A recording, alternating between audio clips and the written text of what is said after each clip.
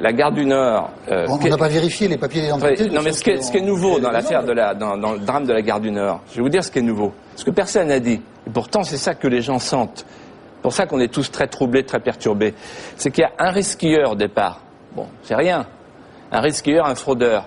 Il y a un agent de la RATP qui lui dit « Vous n'avez pas votre billet, monsieur ?» « Non, j'ai pas mon billet. » Il lui faut un coup de boule. Et ensuite, avec les portables, vous avez 200, 300 personnes, et puis c'est l'émeute, on casse les magasins, etc. Ça veut dire que on a l'impression qu'il y a 200, 300 personnes qui disent « Non, non, mais la police, qu'est-ce qu'elle fait là ? Elle n'a pas le droit d'entrer, on est chez nous. » C'est-à-dire qu'il y a un territoire qui s'appelle la gare du Nord qui devient une espèce de territoire en extraterritorialité. Alors moi, je ne peux pas l'accepter. Vous vous rendez compte que des candidats, comme moi, on nous dit, comme à Nicolas Sarkozy d'ailleurs, il faut faire attention si vous allez dans les cités sensibles. Ça veut dire qu'en fait, on a aboli les frontières extérieures de la France et elles se sont reconstituées à l'intérieur. Non, il y a un territoire français. Vous avez parlé de bande ethnique pour la gare du Nord. Vous maintenez cette...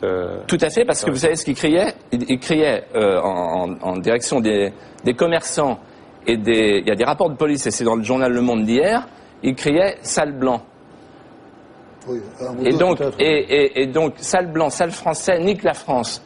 Donc, je trouve que c'est absolument intolérable et que sur le territoire français, eh bien, il y a l'unité de la République, il y a l'unité territoriale de la République, il n'y a pas l'apartheid, il n'y a pas des territoires interdits, il n'y a pas les territoires perdus de la République. Et moi, je veux reconquérir les territoires perdus de la République.